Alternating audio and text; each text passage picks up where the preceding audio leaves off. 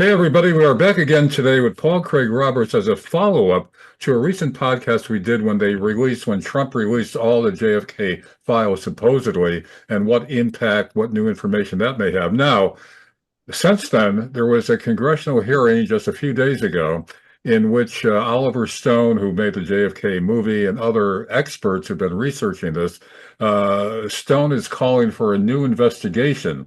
Now, my concern is that there was a previous investigation in the 1970s, the House Select Committee on Assassinations, and even though they concluded that there was probably at least two gunmen, it got very little media attention, and then media ended up dissing the findings of that committee, and the story went nowhere. So, if there is a new investigation being launched now, will it turn out any differently? Have any more of a positive effect? Paul, you've been following this all these years as I have, and you've been on the inside of the government.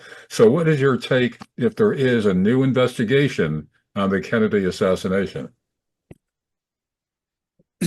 Well, it could cause some attention to be given to the conclusive evidence that we've had from the beginning. What's most remarkable about the assassination is that there was hard, undeniable evidence from day one available that the Oswald theory was totally false. We know what that evidence is, and we'll talk about it in a minute. The Warren Commission was careful to call only witnesses that would reinforce the official narrative that Oswald was the lone gunman and Kennedy was killed from behind. The real evidence was simply swept under the rug and never entered the Warren Commission's considerations. And the people who presented it were simply ignored by the media, or rather, they were branded a term that the CIA gave the media to use: conspiracy theorist.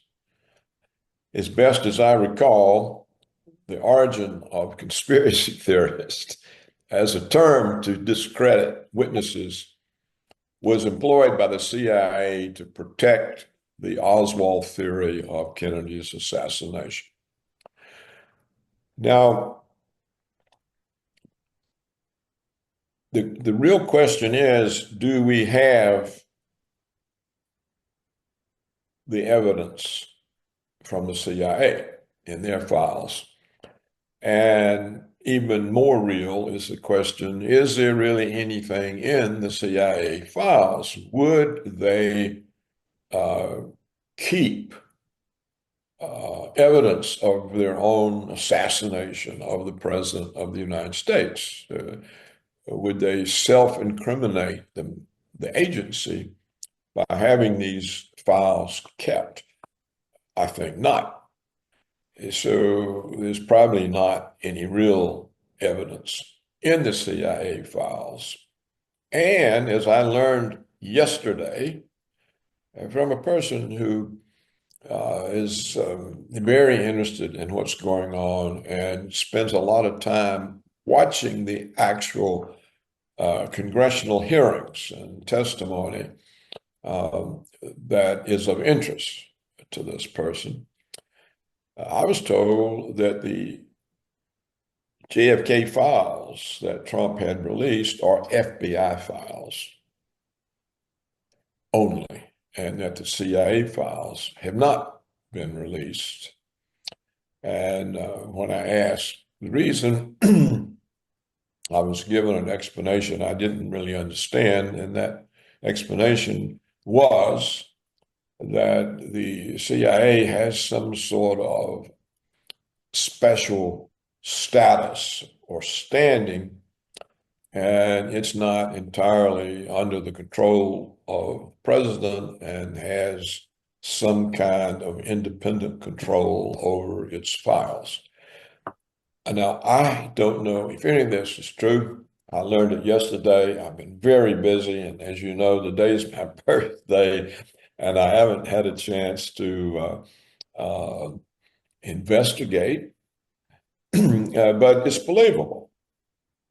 All right. And anyhow, it was the impression that this person who's glued to these congressional hearings got from the hearing. So I assume there's some truth to it.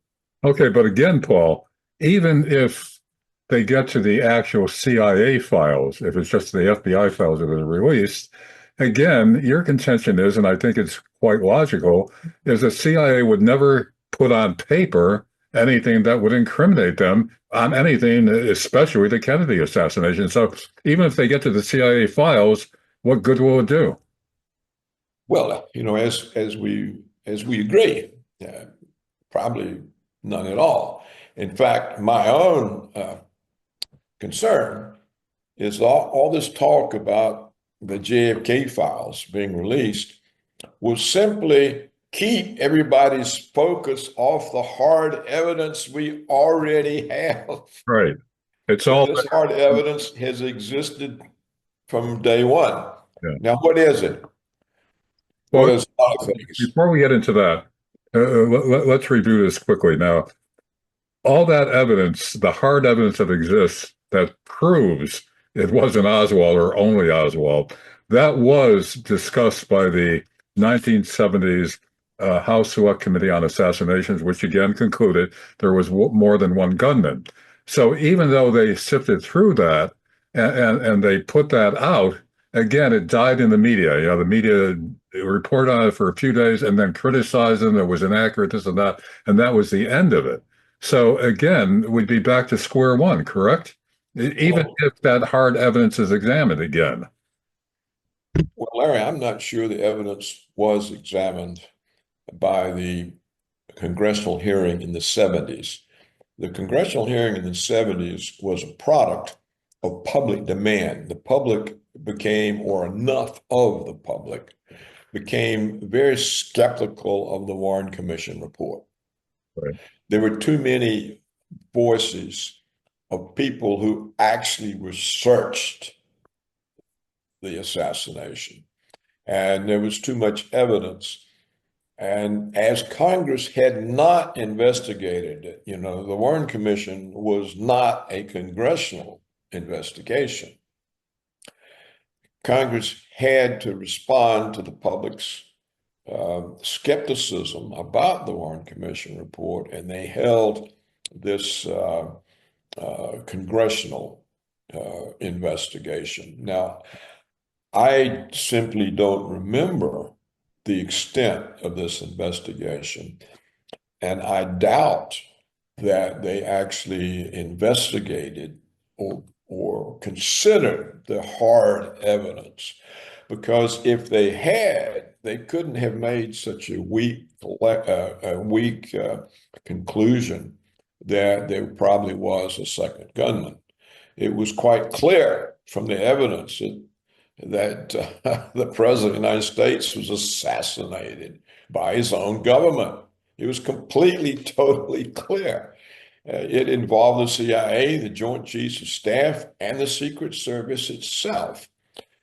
So there's no way you can consider that and then come up with a weak conclusion there may have been another gunman. Okay, so let's say there's a new investigation where they consider all this hard evidence that's been hiding in plain sight, being hidden in plain sight all these years. So they go through all that hard evidence and they conclude uh, exactly that there was a second gunman, and they bring out all other of the unanswered questions that don't make sense. Where does it go from there? Will the media treat it any differently this time? Um, it won't be up to the media, because what I learned yesterday is there are a large number of Americans who watch these congressional hearings. You can do it on your computer screen, and they just simply bypass the media. As best as I can tell, only a few deranged Democrats pay any attention whatsoever to print and TV media or to NPR. NPR is mainly for extreme left-wing women.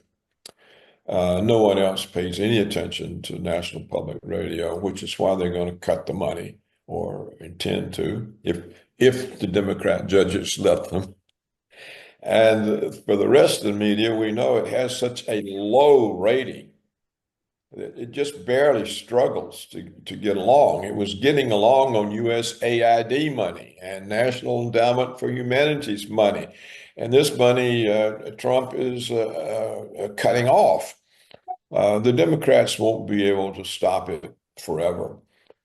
So it will be cut off. So the media is weak, and I don't think people rely on it. And they use the digital revolution, which has many dangers for us, but also has the advantage they can just sit in on the congressional hearings while they're going on. And so they bypass the news. So I think that if the real evidence is acknowledged in a congressional hearing, the consequence will be some revamping of the CIA.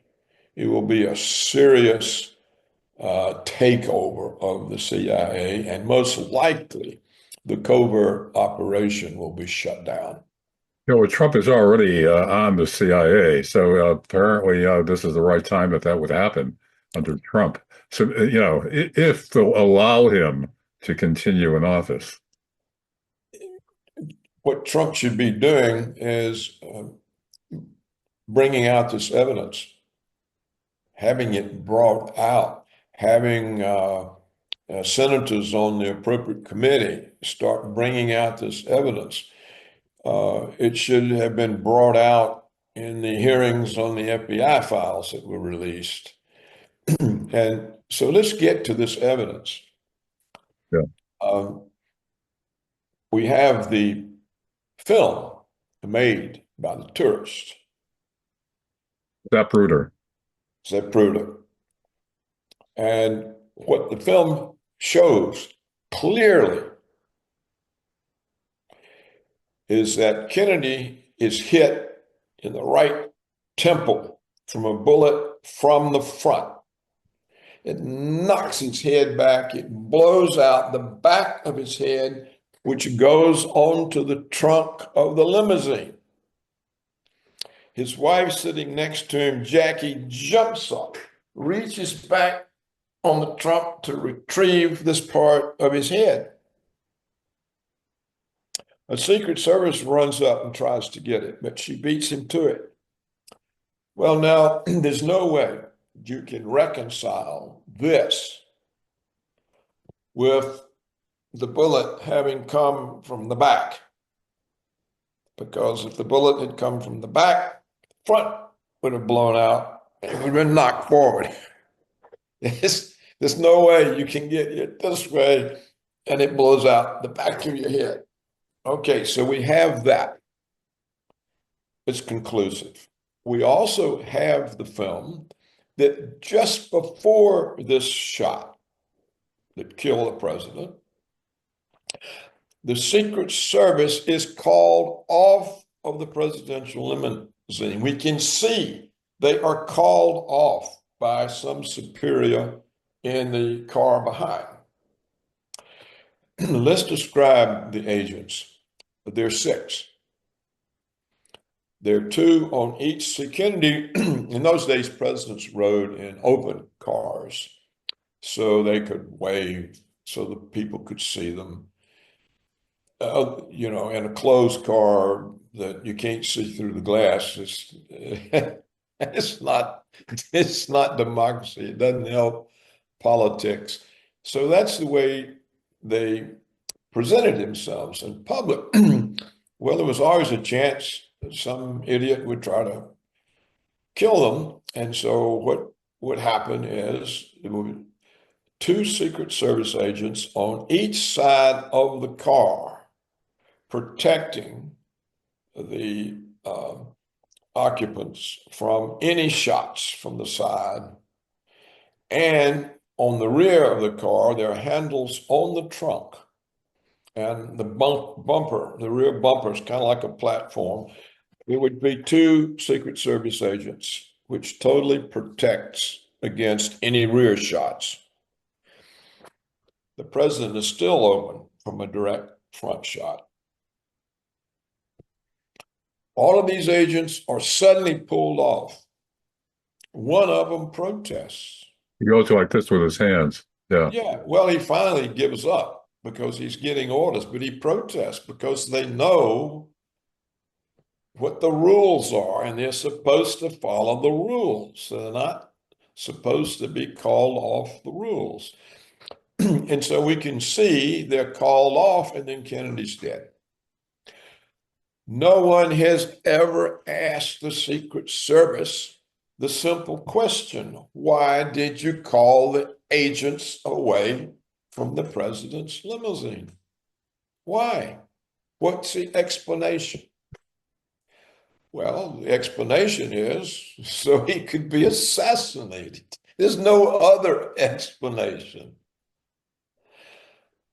Now, the third damning piece, which is all, I mean, there are many damning pieces. If you read Douglas's book, JFK and Unspeakable, that we talked about in the previous, it's endless. There's nothing but evidence that the CIA and the Joint Chiefs and the Secret Service did it. Well, what is the third determining evidence? The autopsy done by the doctors in the Dallas hospital. The autopsy is conclusive. He was killed from a bullet that hit his right temple. It's not debatable. It's not a conspiracy theorist. It's the product of an autopsy done by a team of highly competent doctors. So what happens? The CIA or the Secret Service, it was, I think, seized the body from the Texas coroner, which I think had authority because the crime happened in Texas. Right. So the Secret Service overrides Texas law, seizes the body, sends it to a military hospital in Washington, and they reconstruct the president's skull to show that the bullet hit him from the rear, to fake an autopsy to comply with the Oswald theory. Well, this is known. It's been known forever. The Texas doctors complained. All kinds of experts have studied both autopsies, have studied the reconstructed skull. It's not debatable. Well, this has never been raised officially. Officially, yeah. It's been out there. People have followed this, but officially not. It's just like the Zapruder film. It's never been raised officially. It's just like the agents called off the car. It's never been raised officially.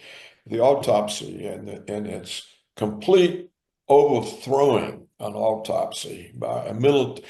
And I've read people who have researched this, that when the military doctors had to reconstruct it, the Joint Chiefs were standing in the room. Right. Well, what more evidence do you need?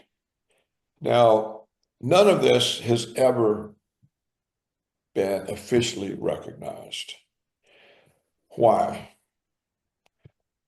Well, I think originally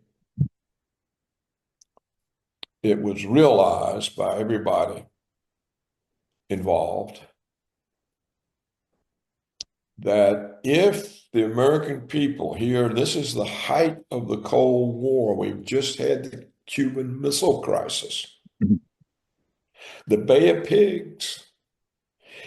If you tell American people your president was assassinated by his own government, They're going to lose all confidence in the government when we're locked in a dangerous situation with the Soviet Union. So they covered it up. I don't think anyone on the Warren Commission believed a word of the Warren Commission report. And they were covering it up to protect the American people from a loss of confidence in their own government at a time when the military security complex thought we were under a massive threat from the Soviet Union.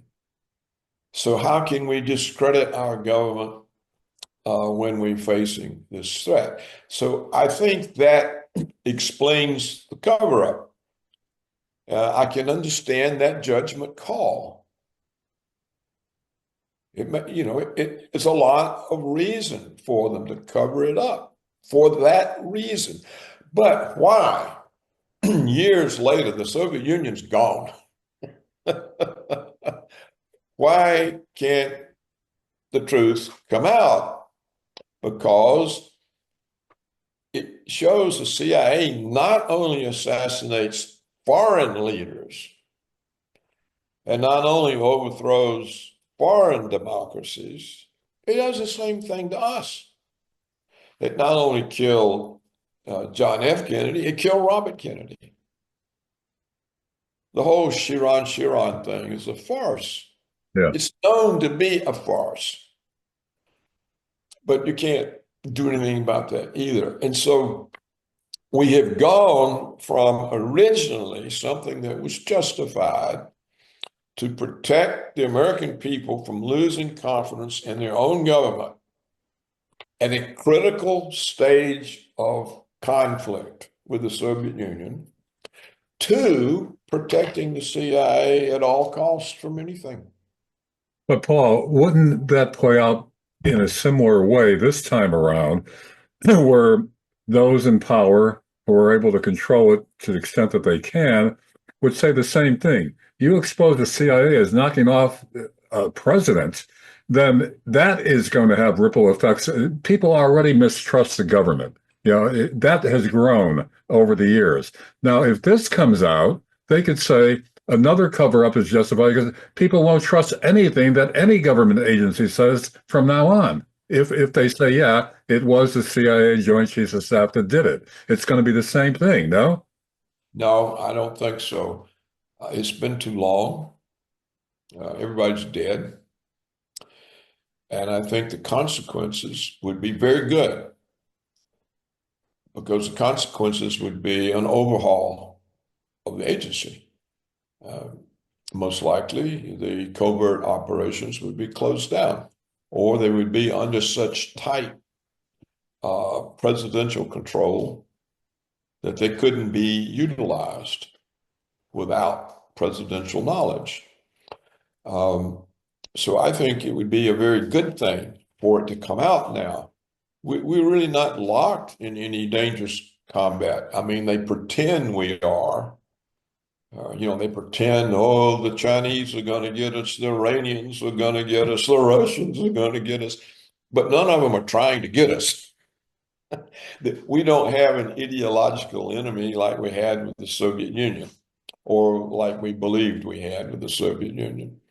And everybody knows that. What are the Russians doing to us? And we make all the threats to them. They don't make any threats to us. Yeah, Paul, I wonder if part of the reason why Trump is allowing this now is for life insurance. Well, I don't think it's going to work. And I think all it's doing is focusing the attention off the real evidence. The attention has gone on to FBI files, in which there's nothing other than an FBI agent who says, we just killed the president, and they know I know, and my life's in danger, and I think he later gets killed. I think that's come out of the files. But that's one guy, and it's so common now to think anybody that says anything controversial is deranged.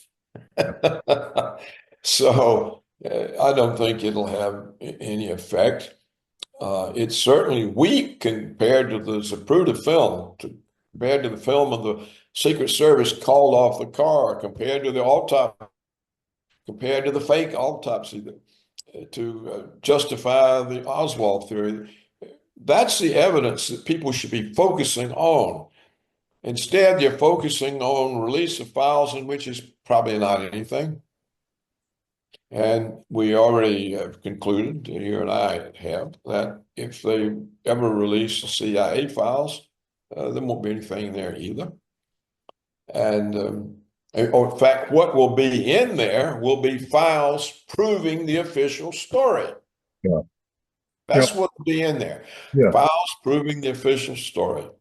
And and and just remember what I have often said on your show, what James Jesus Angleton, the CIA chief of counterintelligence, told me, I think in 1975.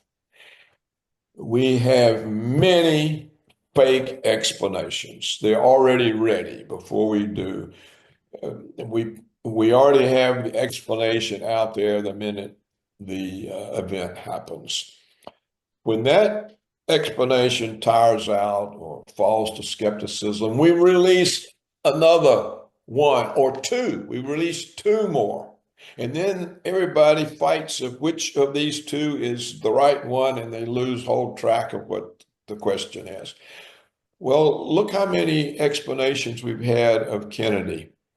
It was the mafia because Kennedy was fooling around with their girlfriends, and because Bobby, the attorney general, was prosecuting them, so the mafia killed him.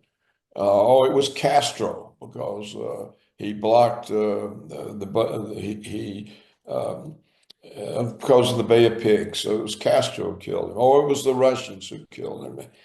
It's the Jew. The Jews killed him because he was investigating their development of nuclear weapons, trying to close down the Israeli plant.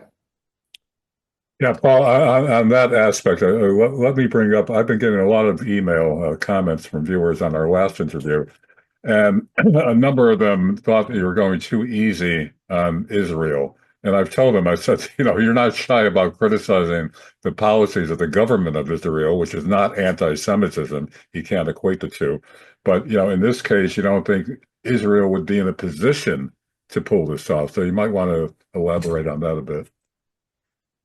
Well, I'm glad that people want to hold Israel accountable. I just want to be sure we hold them accountable for the things they're really guilty of, and don't let our own people off.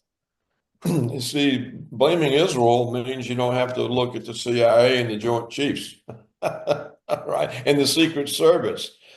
Well, look, and it was Ron Unz who most recently again raised the question, did Israel kill Kennedy? And Israel killed him because he was interfering with their development of nuclear weapons and was about to stop it. Well, that's certainly a reason, and I'm sure the Israelis would kill somebody for that reason. But did they? Look what it implies. It implies that they were somehow able to get the CIA to hire Oswald because he was on their payroll. And they were somehow then able to get the CIA to send Oswald around to all these places that positioned him as the patsy. Remember, he's sent to the embassy in Mexico to get a visa to go to Cuba, to get him linked to Castro and the Russians. Remember, he's moved around and he's positioned to be in the right place, like in the book depository in Texas. How does Israel arrange that? How does Israel arrange the Secret Service to pull the agents off the president's car? Israel? How does Israel do? They have to remember now, 1960, Israel didn't have the control over the U.S. government that it has today. And Kennedy was actually after them. They haven't any ability to do that. How can Israel get a a military medical hospital to fake an autopsy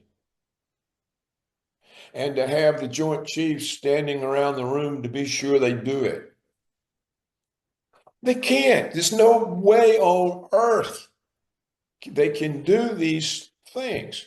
How can Israel get the Dallas police, which is not Jewish, to let a guy armed with a gun inside the jail so he can kill Oswald before he can be interrogated? They can't. There's no way on God's earth. This implies that Israel is God, that is omniscient, and no such thing is believable. So, and why do we need such a cockeyed explanation when we can see what happened? Well, it's out there, and some of the comments were, don't forget Zapruder, who filmed it, was Jewish, and Ruby was Rubenstein, Jewish, and he was mobbed up. And, so they find that kind of odd. And also, in terms of Israel's power back then, remember when Israel attacked a U.S. Surveillance ship off the coast of Israel when they were about to go to war there? And, the evidence is that it was an intentional attack, and Johnson let them cover it up. That's half a decade later. But still, I mean, they were able to do that. And again, I'm not saying Israel did it. I'm just saying that. Well, they did. Israel did do that. They did. No, I mean, yeah, about the ship. But what I'm saying is, in terms of the assassination, it's just that because of these elements, people, do question. Yeah, but these elements are immaterial. They didn't have anything to do. If Zapruder is Jewish, he wouldn't have made the film. Unless it was for the record for the CIA. I mean, you could spin it a lot of different He ways. wouldn't have made the film because it's evidence that the Oswald theory is wrong. Yeah. So why would Israel set up the whole Oswald patsy and then have evidence that the patsy they set up was wrong? It wouldn't have mattered whether Jack Ruby killed Oswald or not. Whatever he said was never going to be taken seriously, or people would ever even hear it, So what matters is that the president was assassinated. He could not have been assassinated if the Secret Service hadn't been called off the cart. Right. They could not have blamed Oswald without forging an autopsy. So again, how does Israel arrange all of these things to comply with the Oswald theory? Why does Israel need an Oswald theory? Yeah. If they want to kill him, why don't just kill him and leave it up to people to blame somebody? Who are they going to blame? I mean, I've told these people coming, I say, look, but you have to remember as well, again, it's just what Angleton said. Look how many explanations were ready. The mafia done it. Castro did it. The Soviets did it. What was the other one? Anyhow, they were all out there. And even today, people argue which one of these is true. Nobody says it was the CIA. Yeah. In terms of how the Warren Commission was controlled, if it needed any control, Alan Dulles, who was fired as head of the CIA by Kennedy, ended up being a prime member of the Warren Commission. So, right, because then you have the CIA investigating itself. Yeah. And of course, we know what will come from that. And, years ago, I interviewed Arlen Specter, who was a Pennsylvania senator. And at the time, he was the chief counsel for the Warren Commission. So I interviewed him about a number of things on the Warren Commission. His stock answer was, well, unless you've read the entire report, you can't really talk about this intelligently, not even the salient points. And I said, well, what about the president's brain being missing? What happened to that? He was unaware that the president's brain uh, somehow it disappeared. Unaware. Chief counsel for the Warren Commission. Yeah. Well, I guess brains are harder to reconstruct than skulls.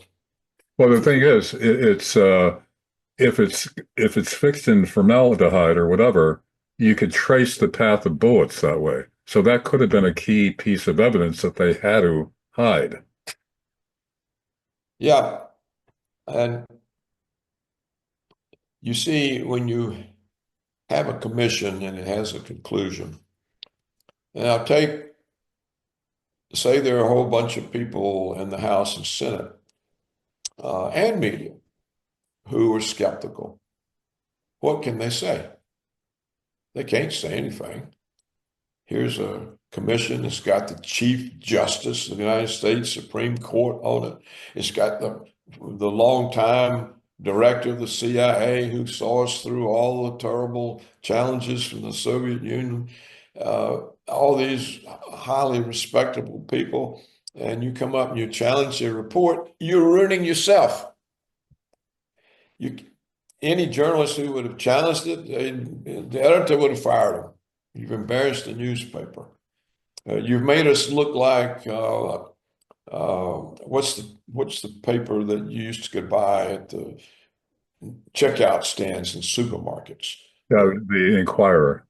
Whatever it was. It always had all this kinds of wild stuff in it. If you're a senator or a representative and you come out with this, boy, you're ruined. Look, this guy's crazy. He wasn't even on the commission. How does he know what he's talking about? The same thing Specter pulled on you. So it quiets, it stops. It stops it. And then we know the CIA used conspiracy theorists to suppress the real researchers and the real evidence. Oh. And so if somebody spent years and years actually researching it and getting the evidence and they come up with it, it's immediately branded conspiracy theorist. As you pointed out, Paul, the media under the control of the CIA, Washington Post was a CIA asset, and and Carl Woodward, who helped engineer the Watergate overthrow of Nixon, worked for the CIA before he became supposedly a reporter for the Washington Post. Right. I think the CIA sent him there to handle this. So, I think, Larry, what the American people need to understand, and that explains a lot, is that what Eisenhower warned us about, we've never had a military security complex before, yeah. because at the end of our wars, we demobilized. But now, because of the Soviet threat, we've still got it, and it's growing in power. This was his last speech to the American public, and that his power is sufficient that it's a potential threat to American democracy, and that we should be on guard against that. Well, that's true. And what does a military security complex need for its budget and its power? It needs enemies. So you can really look at the Kennedy assassination as a military security complex protecting the existence of its enemy, the Soviet Union, which it desperately needed for its power and its budget. And so, Because yeah, Kennedy was trying to establish the time with the Soviet Union after the Bay of Pigs. He was trying to cool things down and and not have take away the enemy. right, He and Khrushchev both realized, whoo, this was a close run thing. right. Uh, and they both had people in their own government, on their own side, pushing them into extreme actions Yeah. that they resisted. Well, Kennedy got killed for it. Khrushchev got removed from power Yeah. for it. So both sides removed the leader who was trying to calm down Yeah. and get rid of enemy. Well, this is what Nixon was doing. He opened to China, thus splitting the Chinese-Russian Communist alliance. He signed all kinds of arms limitation talks with the Soviets, the SALT I treaty, the anti-ballistic missile treaty. He was doing everything he could to calm down tensions, to build trust, to create trust. Well, the CIA looks at this and says, well, there goes our enemy. I'm the first one to point this out. Watergate wasn't real. It was concocted to get rid of Nixon because they couldn't kill him on top of Kennedy. Right. People were already suspicious, so suspicious that in the 70s, this was Nixon's time in office, the Congress had to actually take up an investigation of Kennedy's assassination. So they used Watergate and the media, the Washington Post primarily, to force Nixon out of office. We saw what happened to Trump. He said in 2016 that his intent was to normalize relations with Russia. What happened? Immediately, John Brennan, the director of the CIA, called him a traitor. And they launched Russiagate to get rid of him. So we have to accept the fact that the CIA is not going to allow an American president to get rid of the enemies it needs for its justification. People have to accept this fact, and that's the real fact that's being covered up. That fact, that is the important fact. They killed a president to protect the enemy they need. They ran Nixon out of office for the same reason. They tried to destroy Trump for the same reason. There are two assassination attempts of Trump, but look at all the political assassination attempts. And even the two would-be assassins of Trump, we haven't heard anything about it since then. No big investigation, no details, who these people were, what was behind them, nothing. Nothing. Well, I think that's Trump's fault too, and I think it's the Republican Party's fault. Where are the committees investigating? The Republicans are in charge of the House and Senate. Why Where would are the Trump, committees? why, why would Trump want to tamp down an investigation of his two would-be assassins? Well, I don't know that he wants to. He's got his hands full, doesn't he? Hmm. I mean, the Democrat judges are trying to stop him even from using the powers of his office. Right. He's trying to get some kind of agreement about Ukraine. He has a terrible problem in the Middle East with the Israelis, and they're pushing him into a war with Iran. He's really got all kinds of problems. There are probably still a lot of civil suits against him. There's so many hours in the day. He's an old man. You run out of energy. The older you get, the less energy you have. I know he's always on the go. He looks tired. Yeah. Every day he's putting out so much. Yeah. Well, just think of the stress. Yeah. All these years, we've had all these years of stress. Yeah. And so what can he do? You see, I mean, you can't do everything. There are limits on my time. People want me to explain the whole world to them. I say, look, there's a few things that I can undertake. Not the whole world. Well, No, I don't know what's going on in India or China Paul, that's a or Indonesia or Brazil. Don't ask me. I don't know. I can't. I don't have time to find out. that's a tribute to your expertise and to the recognition that people have about, how well you analyze things with your vast background in government all these years. It's your birthday, so I'll let you go. But one last question. Other than RFK Jr., the Kennedy family has not pressed for any further investigation of the killing of JFK. Why do you think that is? Fear. I mean, look, it wasn't just John Kennedy and Robert Kennedy. Didn't they kill a grandson or a cousin? John F. Kennedy, A young man had a mysterious crash in a plane that looks like John, Kennedy's kid, John. that's right. Was it John John? Yeah,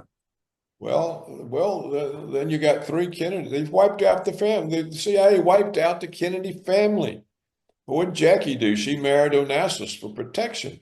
He yeah. was one of the richest men in the world. I mean, he's got bodyguards. I mean, Teddy, I mean, he saw the writing on the wall. He just shut up. He would have been next. And Chappaquiddick, Teddy Kennedy. I don't know if that was self-destruction or whether that was arranged as well. There's questions of, I think that's just self. I mean, he was drunk. The girl was drunk. yeah, Um, I think his friends are irresponsible to let him go off yeah. in a car. So And it saved the CIA the trouble of knocking off another Kennedy when he self-destruct. yeah. So yeah, it it's best I remember in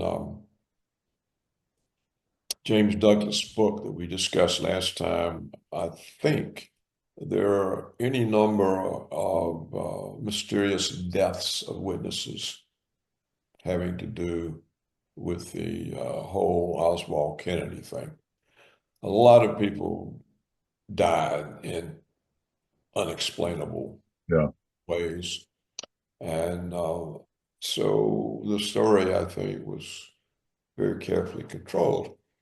And now, of course, we have books written that Israel did it. And just a couple of days ago, Ron Hunt's and the Hunt's Review, which is widely read website, primarily because it defends white males, blamed Israel. And I uh, took issue with it uh, politely, but yeah. And I've told the viewers that, and people, you see what Israel has done is created anti-Semites. They have behaved so badly. They've done so many terrible things. They've blocked tenure of American professors in universities. Tenure is actually granted, and Israel steps in and overturns it. yeah, They've done so much. The slaughter of the Palestinians, the ongoing theft of Palestine has been going on since 1947, maybe before. The USS Liberty, which they did their best to sink, they killed and wounded almost 200 American sailors, and it was all blamed on a mistake. that's what I was referring to earlier. Yeah, Yeah, yeah. And I wrote all about it many times, many times. Johnson covered it up. Yeah. Well, it was John McCain's father, the admiral, covered it up on President Johnson's orders. Yeah, And the reason was, and Johnson had not at that time decided not to run for election. He was appointed. I mean, he went into the office as vice president. yeah. He had not decided not to run. He needed Jewish money. So he wasn't about to get on the wrong side of that by holding Israel accountable. I mean, that's the explanation of that. And this explanation of so much of the Israeli power, its campaign contributions. They either give it to you or to your opponent. And so you want to be sure you're on their side. You know, a lot of people who tried, a lot of members of the House and Senate, both parties, who tried to bring out the Israeli government's untoward influence on the United States government were quickly run out of office. And there have been CIA personnel who have complained bitterly of Israeli spying on the U.S. government, and they're throttled. So there's no doubt they have a lot of power, a lot of influence, but it doesn't mean that they kill Kennedy. And again, Paul, for those, I mean, you've been accused so many times of being anti-Semitic. And again, a distinction here to criticize the policies of the current government of Israel and of previous governments, the policies is not the same thing as being anti-Semitic. Of course, it's not, but it's been defined as the same. Right. And it's not so much criticizing Israel, it's just stating facts. You're not allowed to state facts about Israel. You just can't state a fact, whether you are criticizing them or not.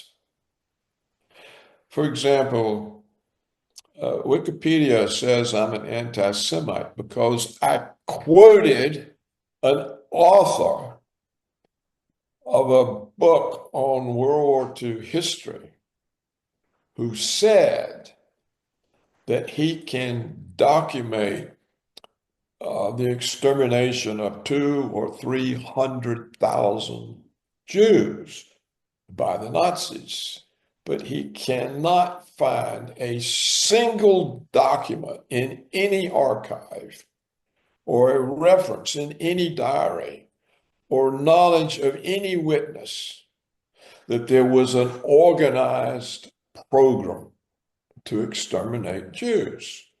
All I did was report it. I didn't endorse it.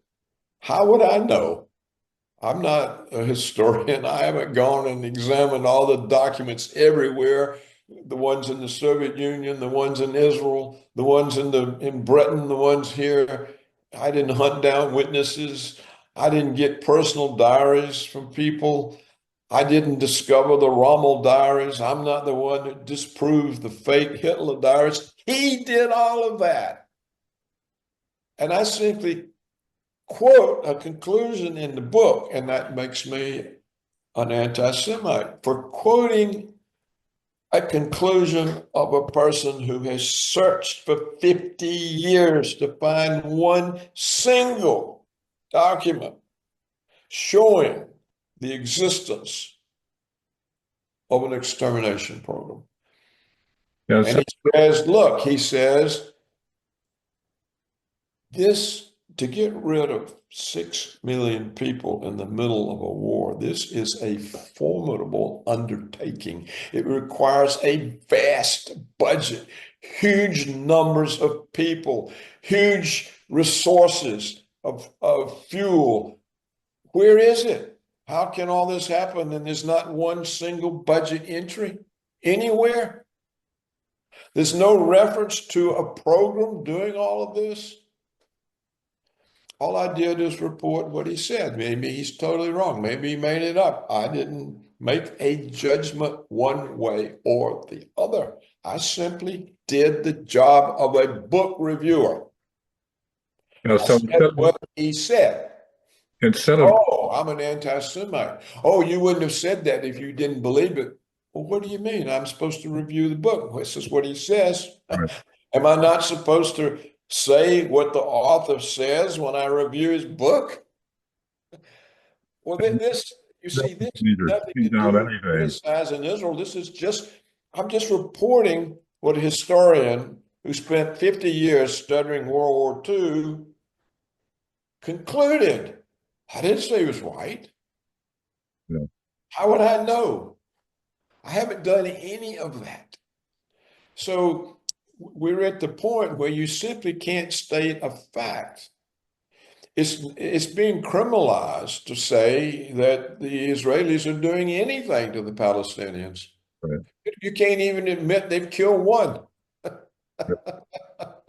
And and people here married to Americans on green cards, which basically means you have all the rights of an American citizen. You're married to an American, you have a green card, a permanent residence. So you have all the rights. It says you can collect Social Security, you can do it.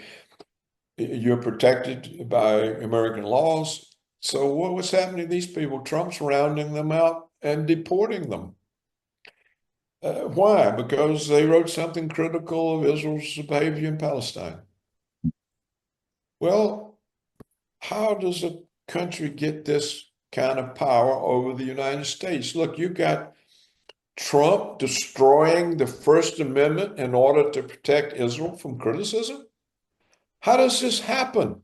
How can we be proud and think we're Democrat and being renewed? How is Trump renewing us when he's destroying the First Amendment? Yeah, And violating the unification of families. He's reached into an American family, grabbed the husband, thrown him out of the country. Well, this is tyranny. We have the President of the United States conducting tyranny against the American people who dared to say something negative about Israel. So when is he going to start doing that to Jeffrey Sachs, to Professor Mearsheimer? So let's be clear. The Israelis have enormous power over the President of the United States, over the entirety of the Congress.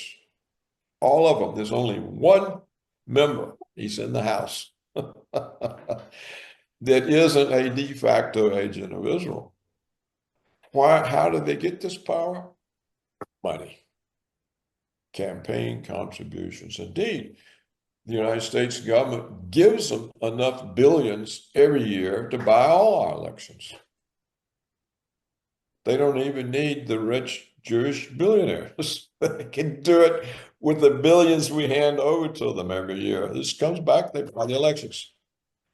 They're not the only ones that buy the elections. Big Pharma buys the elections. The military security complex buys the elections. All sorts of vested interests buy elections. yeah, as I've said many times, campaign contributions are legalized bribery, and it shouldn't be allowed. Once you get money in elections, you no longer have accountable government because the elected party is responsible to the people who gave him his campaign contributions, not to the voters. And that's the trouble with the American system. And when the Supreme Court, in that ruling, essentially legalized the ability of corporations to purchase the government. So that destroyed any accountability to the people.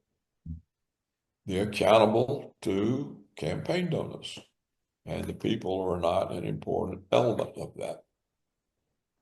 Well, Paul, this is certainly a depressing conversation on your birthday. Well, it's never depressing to get the truth out or something close enough to the truth that people start thinking. Well, you've already, not only are you an anti-Semite, but you're a Putin agent, I think you were accused of being, correct? Yeah, that was done to shut me up and get other websites to stop using my column. It didn't work, but it shows they never stop. They never stop trying. And it's also the case, Larry, the American people, they don't like to hear bad things about their country. Yeah. They tend to associate somebody who tells them the truth, that the truth is bad things about their country, with being an anti-American. Oh, you wouldn't say that if you weren't an anti-American. So It- it's extremely difficult to tell the truth. yeah. You're either an anti-American because you said something bad about the CIA or the FBI. This particularly with conservatives who think the CIA protects us and the FBI protects us, and if it weren't the FBI, there'd be criminals on our house and under our bed. And you saying something about the police, you're going to discredit the police, and we'll all be killed in our beds. And so they can't deal with the problems of a corrupt FBI because they see it as you are saying bad things about the police. Going after corruption and bribery and all that is pro-American, not anti-American. You're That's trying right. to preserve everything good about the country by knocking out all the corruption, but And knocking it out. in the other way. That's it. So what I'm in favor of is truth. Tell the truth. You can't, once you start protecting somebody from the truth, then you're no longer reliable. Yeah. Who are you going to protect next? You see, this is why the media has lost all its credibility. It lies to protect narratives, which is protecting some interest group's agenda. So if you have a media whose only purpose is to protect agendas, it has no credibility. And this is why the media have lost it. This is why people don't pay any attention to them. They just tune in and watch the congressional hearings. They Yeah. don't rely on a news report of the hearing. This guy that I learned from yesterday, he's got three massive screens. He's got three hearings going simultaneously. He's watching all of them. Well, what the hell does he need the New York Times for or CNN? Or the Wall Street Journal. He doesn't need any of it. But, And although, Paul, that cuts both ways. Now, your friend is watching it judiciously, with an expert's eye and approach. But, with mainstream media now taking a back seat to social media, yeah, people can get new sources of information, not the accepted narratives. But there's also so much nutcase stuff out there, some yeah, real conspiracy nutcase stuff there are lots of it. that, that is causing a problem too, because then you can't explain to people what the real truth is because, the aliens are in control of this and that. And, it's a Uh, disservice to getting the truth out. yeah, I think basically though those real conspiracy theories, I don't think they're very effective. If that was the only information out there, they would be. Mm. Uh, but there's enough contrary. And um, and they're not the ones that are getting the hearing. It's people trying to get at the truth that are getting the hearing, mainly. And since the print and TV media have failed that job, they're really diminishing.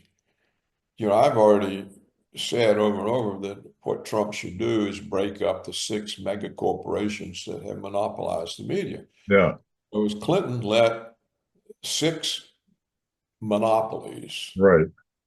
buy 90% of the media. Well, this is a violation of the Sherman Antitrust Act. Why don't he simply enforce the Sherman Antitrust Act? Then Exactly. just have the department, have the relevant agency bring the case, break them up. Yeah. Most of them, nobody will want the individual pieces because the media's lost its role. So it'll be the end of it. But this would be an effective way to deal with the media problem is just break it up. Yeah. It's a violation. Enforce the Antitrust Act. I think there's just not enough people with the smarts to comprehend the whole situation and find out how you really have to deal with it. And there's so many people that are just brought up on the notion that America first. So that automatically means Russia's wrong, China's wrong, Iran's wrong. No one has a case but us. You see, there's a lot of the population that's like that. I long ago ceased giving public talks, especially to Republicans, because they just think you're anti-American if you tell them the truth. So I said, look, what they won't say I was a Reagan guy. So, oh, this is wonderful. We love Reagan. And they want to hear rah, rah, America. We're right about everything and so on. And so I said, I'm not a professional liar. It's not what I do. And that's what speaking bureaus want. They don't want somebody to go tell somebody the truth and get them upset. And Yeah. then they get mad at the speaking bureau. Yeah. They want somebody to go tell them a nice story they want to hear.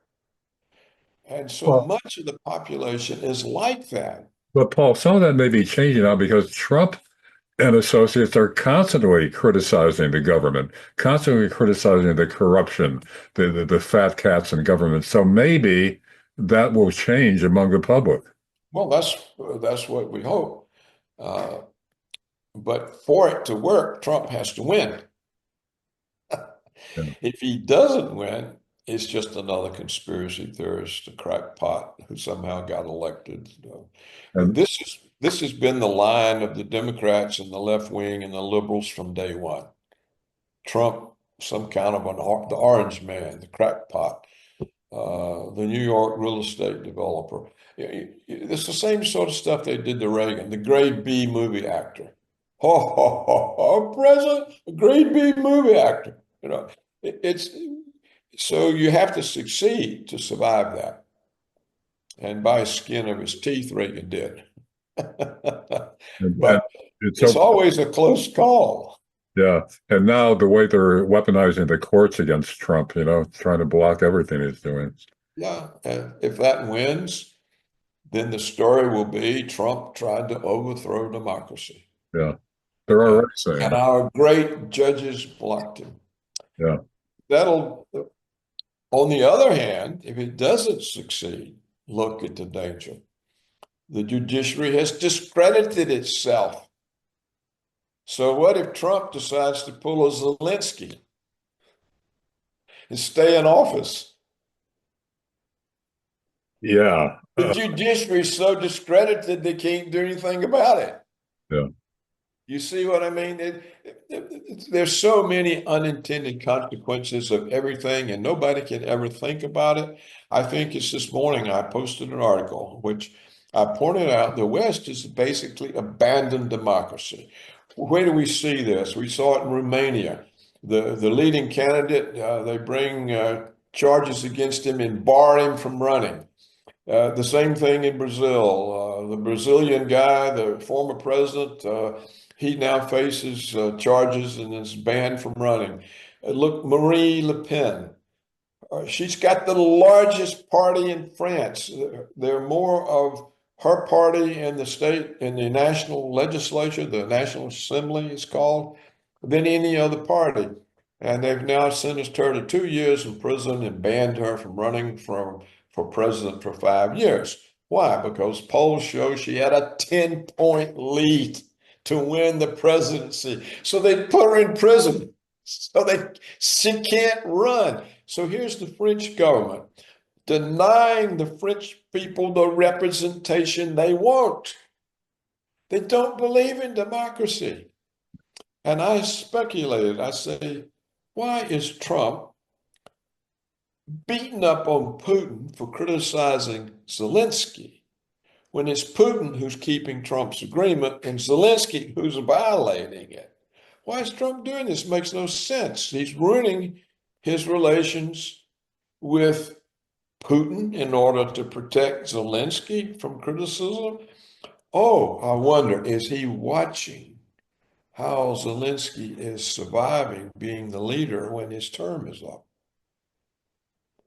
Yeah. Because Trump keeps talking about a third term, and there are ways of doing it. Well, we don't know what those ways are. Maybe that's what Trump's doing. Maybe he's saying, let's see what's going on here. There might be something here for me to learn. That's an explanation for something that's otherwise difficult to understand. Well, I think also, It's a speculation, but it's important because it shows how things can erode. yeah. And Well, then the judges play into his hands by discrediting themselves. So nobody's going to care, and they're not going to let the judges do anything to stop it. It just builds more sympathy for Trump. Well, this is a very potentially dangerous dynamic, and it gets no attention. No one pays any attention. The Democrats haven't got enough sense to say, wait a minute, now we discrediting the judiciary. What if we need them? Really need them? Not just to protect our grift, but to protect accountable government. yeah, Are we destroying the ability of the judiciary to protect accountable government by using it to protect our theft, yeah, our drift? They should think about this, because if they do, then we can have our own Zelensky. He can serve whether he's elected or not. Determine the outcome of wars where he's elected or not. I mean, is that what you really want? You want to create that possibility? Look, again, we've gone way beyond what we intended to discuss, but all of this goes together. It all fits.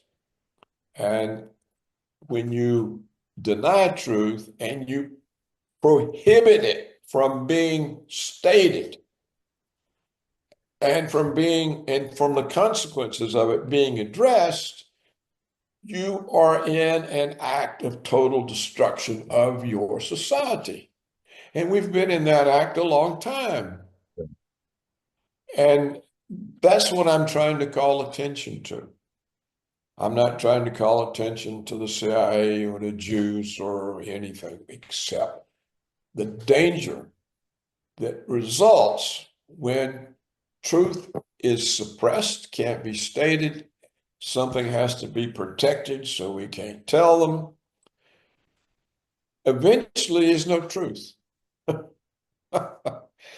And we already have the danger of the digital revolution and AI forcing us into a virtual reality yeah, in which we live in a virtual reality, not a real one.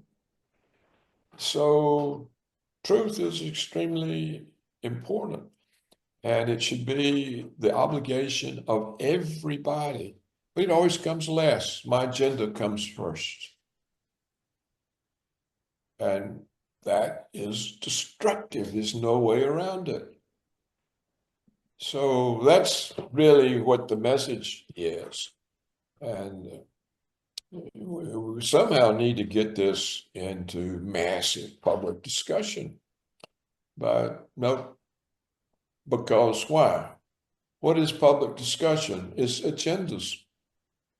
Everybody's got an agenda and they're trying to advance the agenda, and that's what discussion is. So where's truth? And anybody tells truth. I mean, you know, uh, the left loved me as long as George W. Bush was in office because I was on his case. Oh, Robertson's become left wing. That's the only way they could see it. So I was on left wing sites like Counterpunch. Today, I couldn't get on Counterpunch for nothing because it's not George W. Bush in office. It was Obama, and then Biden. And Roberts is a reactionary. He's against DEI. He's against taking away first-class citizenship of whites. We have to do that, or we can't get equality. You see, that's how the left. I'm here, I'm there, and it depends on who's being held accountable. The same with the conservatives. I mean, I used to be a contributing editor of National Review. I couldn't get an article in National Review, allegedly a conservative magazine, for anything right now. I couldn't pay him $1 million and get an article in there, or any conservative journal. I don't think I appear in any conservative. Maybe some conservative news sites somewhere. I don't know. I don't know of them. Why? Well, he criticizes America. And he criticizes Israel because a lot of Americans think of America and Israel as the same. Yeah. A lot of Americans, America and Israel, that's the same thing. It's the same country. And this is particularly true of the Christian evangelicals. Yeah. So, and there are a large number, they're a large percentage of Trump supporters. And so they automatically go against you. So, this has long been known, don't shoot the messenger. The reluctance everybody in history had to take bad news to the king because you'd be killed. And so kings never knew what the hell was going on because nobody would dare to tell them. A lot of empires fell because people just sat there. I'm not going to tell him. Not my head's going off. And the emperor has no clothes, right? Yeah, the emperor has no clothes. It took the little boy. Yeah, the little boy who doesn't know better. He has to say. So it's been known forever that. And what happens to whistleblowers? They're telling the truth. They get crucified. Their career is destroyed. They get put in jail. We have a Whistleblower Protection Act. It's never enforced. Yeah. I mean, look at the whistleblowers they put in jail. A lot of CIA ones are in jail, have been put in jail. And so if you're telling the truth is the most dangerous thing you can do. And you should know it because you're part of that. You're doing that. You're telling the truth. You got a target on you. I've got a target on me. Anybody tells the truth is a walking target. And nobody runs up and thanks you and oh, how wonderful and all this. Look at that son of a bitch. He criticized America. Oh, he's anti-Semite. He criticizes Israel. You can't, you see how it is. And so where are the voices of truth? They get squashed, they get exterminated, they get removed. And this is a problem. So is there a hope that it'll be turned around or stay the same? I told you. I wrote an article yesterday trying to explain how it had come about. And it had come about because of ideas in the Enlightenment that are inconsistent. I explained it in an article yesterday. The Enlightenment secularized morality. It basically ended a religious basis for morality. And at the same time, it made huge moral demands on society. Well, what was this morality? Scientists can't weigh it, measure it. People explain it as class interests, race interests. So classes have different moralities. the workers, the bourgeoisie, gender interests, men, women, uh, uh, racial interests, national interests. Every what is this morality? There's all these moralities. And so how does morality express itself? It can't express itself in its own words. It expresses itself through denunciation of existing society for its immorality. So this is the only way you can express moral opinions. You're denouncing some institution, some person, something for its immorality. And if you look at all the liberal reforms, they're all based on denunciation, whether it's slavery, racism, um, the franchise, child labor, all the reforms are not based on an affirmation of our successes. They're based on denunciation of our failures. And so what grew up was a denunciatory ethic, and where you really can't be affirmative about your society, your institutions, the way anything works. You have to be denunciatory. And this has grown and spread. And so it's spread to the point where there are not two genders, there's an infinite number of genders. The DEI is more important than the 14th Amendment. It's more important that we have uh, diversity, inclusion, equity, than that we have equal protection of the law. So it ends up destroying everything. So this is my explanation. I wrote it yesterday. I doubt anybody understood it. It's people, they don't know anything. They don't have educations. Nobody knows anything about intellectual history, where they came from, where their idea system came from. They don't even know. They probably haven't even heard of the Enlightenment or even the Renaissance or anything. They don't know how the modern mind formed. They don't realize the huge difference between the way people think today and the way they thought, for example, in the Middle Ages. Or the way they thought in 1900 and the way they think today. They don't know these things. They don't see how this affects things. See, that's another thing about social media. Another negative part of it is that there's so much entertainment and infotainment, and it diverts people's attention again from the real issues. I mean, there's so many people on all these sites that it's just pablum for them, entertainment. And you talk to kids today. Fox does pieces, man in the street interviews. They've been doing kids on the beach, spring break and all that, and they know nothing of American history. What one guy, this guy was all muscled up in the beach and all that, walking around. So they asked him, "Who was the first president?"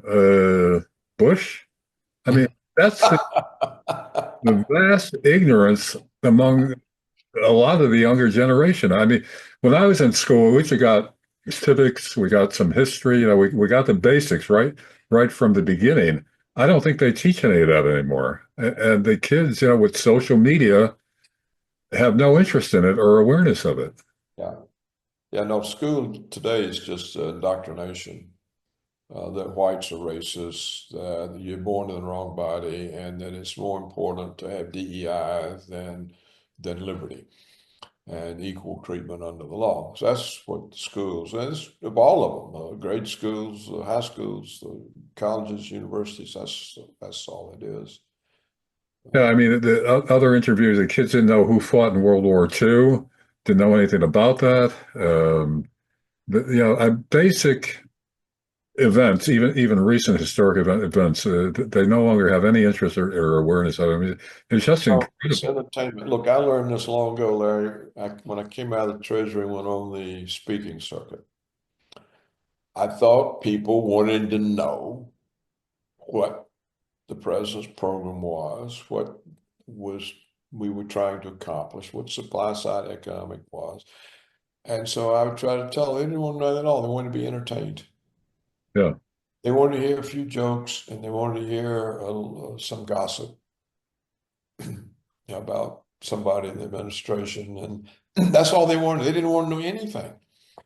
So I flopped. And then when the Splash Side Revolution was published, again, they put me on the speaking circuit. And I thought, well, people want to know what the hell's going on. It's affecting their lives. What's the change in the economy? No, they didn't want to know. No, they wanted jokes. They wanted gossip. And the speaking agency finally said, look, they don't want to know anything. Your function is to entertain them. I said, I'm not an entertainer. You got the wrong man. And but I was a name, and the name was a draw. Yeah. The media had made me a name while I was in the treasury, so it was a draw. And then this book had made me a name because supply side economics had been made a name by the media. So it was a draw. I was a draw, but I wasn't a draw in order that people would learn something. They just wanted to be entertained and told gossip. And I could have done that and made millions of dollars because people would pay fantastic prices for lectures, Yeah. or at least they would in those days. And so if you could just um, package up a night, you could give the same speech over and over. Yeah. Yeah. And just keep the jokes lively and keep the gossip lively and uh, uh, play into something that was going at the time. And boy, you were a hit, man. That was, and so you became famous, but nobody would know why. Because you never said anything anybody could learn anything from. And so I said, do I really want to be in the business of informing? Because there's no market for it. And then I decided, well, there's a small market. There's always some people who want to know. But even then, I got encouraged, got discouraged, quit all of my columns. I resigned my Creators Syndicate column and tried to retire, but I got 5,000 emails pleading, denouncing me for quitting, pleading not to quit. And that's when I made a deal. Okay, I'll do the website as long as the readers support it. And they have. So there are people who want to know. There's just not a whole lot of them. For example, my followers are minuscule compared to some 18-year-old girl who has a porno site. Right. Right. Doing herself copulating with a variety of strangers.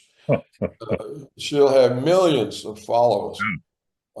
There's one I read in the news the other day. She says she's already salted away 2 million pounds and her monthly income is in 6 figures. And I said, well, maybe democracy is not a workable system because the people respond to this, but not to knowing what's going on. And therefore, exactly is democracy a good idea? And then it got me to thinking it was a good idea for the founding fathers because it was restricted to male property owners. And they damn sure wanted to know what was going on. Yeah. Because they had a stake in the system. Well, once all the franchise gets expanded and expanded and expanded and expanded, and you get all these people that rather watch some young woman copulating than to know what's going on. And so what is the people? What are the people? What are they? And Uh, Yeah. I'm sure if she were to walk into a crowded room, she'd be recognized. Everybody would be trying to get an autograph. I walk in, there might be one person there who knew who I was. And this is a huge difference. And so if people don't know anything, they're not interested in knowing anything, they're interested in entertainment, how in the hell does you have democracy? How does it work? Little wonder that a focused entity like Israel can have such influence. They're focused. I mean, you have to admire them. They're focused. They know what they're doing. They don't quit. Uh, Americans, interest groups are focused. The people, no. Well, So, if democracy is not workable, what's the alternative that would be positive? There is none. yeah, there's There is none. Uh, I the remember. man, I the remember man is fallen. what. And I think in a way, an aristocratic system has a lot going for it because it it had important features such as honor, integrity. You could get written out of the club for bad behavior. Yeah, but does it really stay that way when you have a certain coterie of privileged people? Uh, you know, Yeah, I think don't it they, did. don't they become arrogant and dictatorial? Well,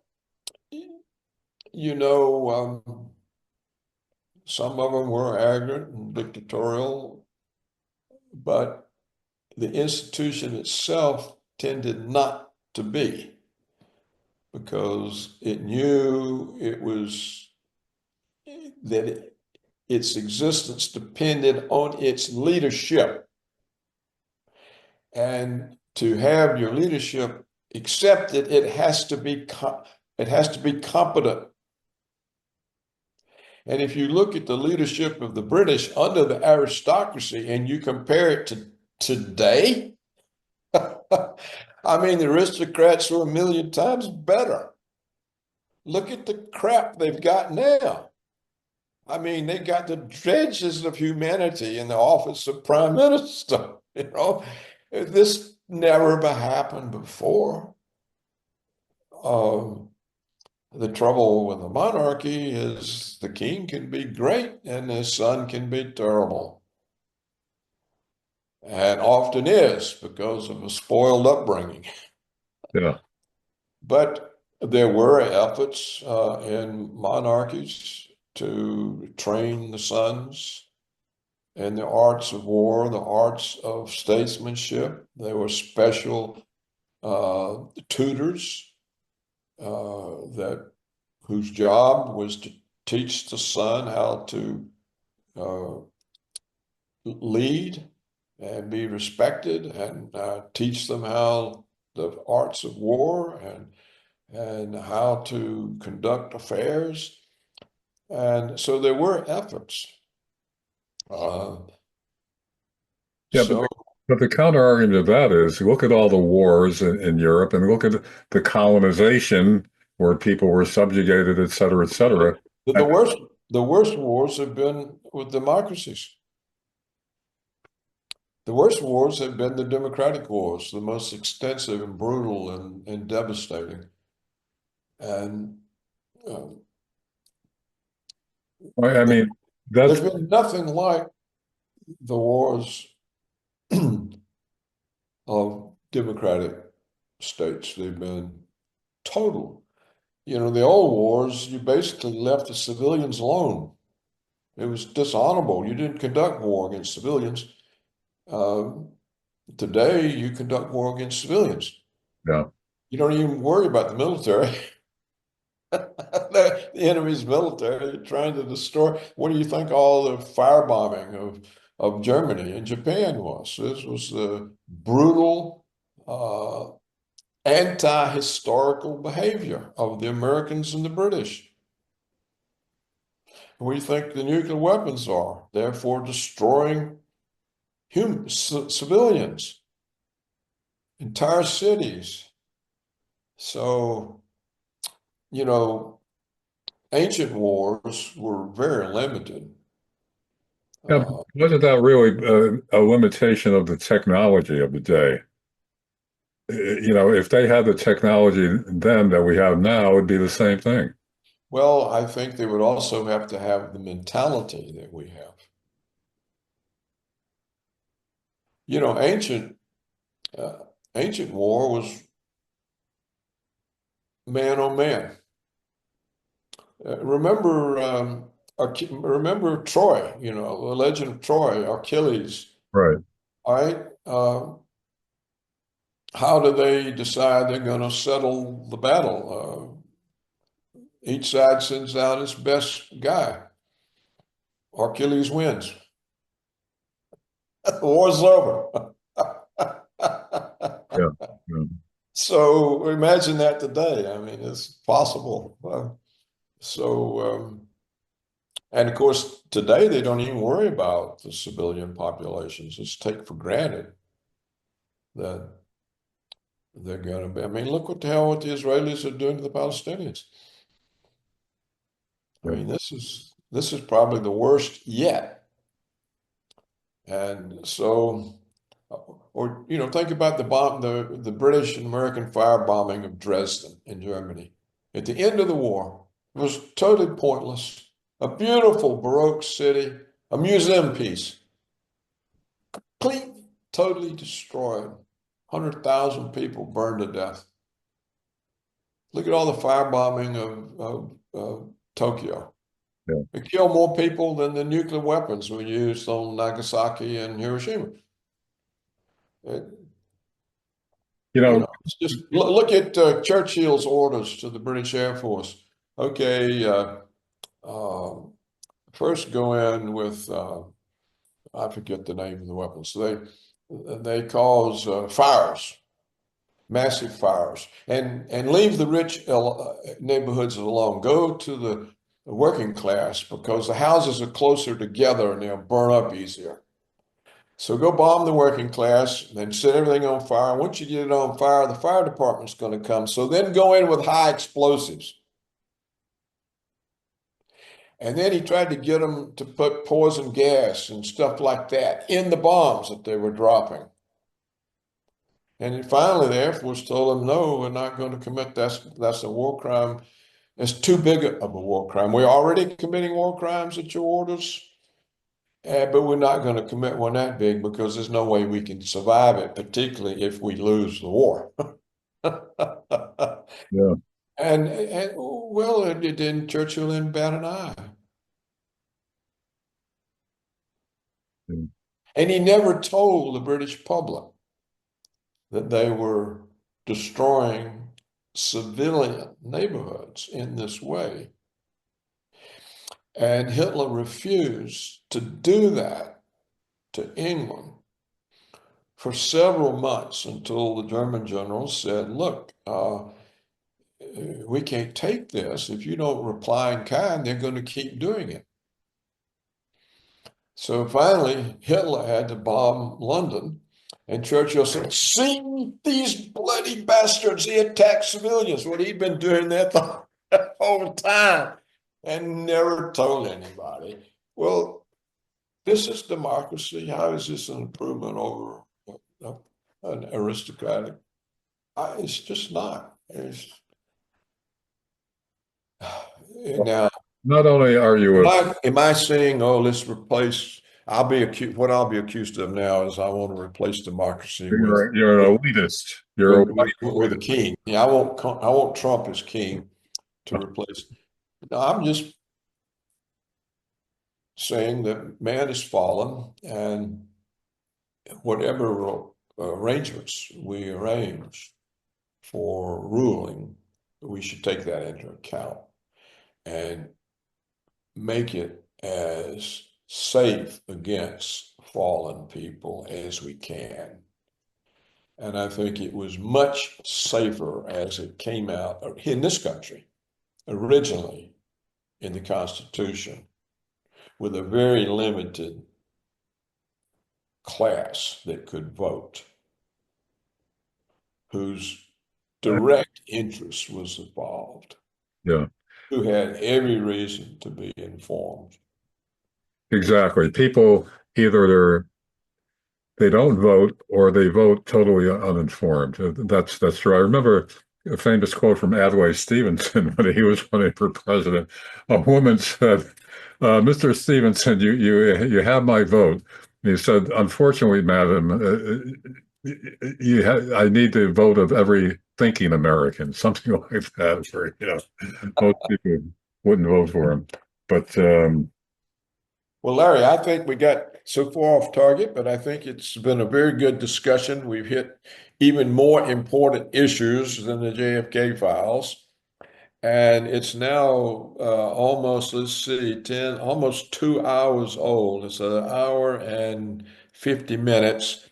This is going to test all of your viewers, and we should call it to a halt and just run it as it is. I wouldn't try to break it up. all right. And some people will watch it in stages, but I think we had a much more successful discussion than we expected. And I certainly put far more time in it than I expected. I was thinking 20 minutes. And your birthday. But you know, it just proves that we have good discussions. You ask good questions, and it makes me realize issues I hadn't thought of and how they fit. So I'm happy. I'm happy that we did it. I don't. Uh, it is my birthday, and I've used up time from my daughters, but that doesn't matter. We did our duty, and I'm sure we'll continue. And I think we'll have a lot to talk about because so many things are coming to a head in ways that weren't expected. Yeah. So let's say goodbye for now, if it's all right with you. All right, and happy birthday. Okay. And thank you very much, and thank you for the discussion and for causing such a broad range discussion. And let's hope people get tired of all the entertainment and decide that knowing what's going on in today's world is a form of entertainment. But I do think we have to throw in a few jokes now and then, Paul. Some, Yeah, yeah, we do. We'll have to start finding jokes. So it's hard for serious people, but we'll do it. All right. all right. Goodbye for now.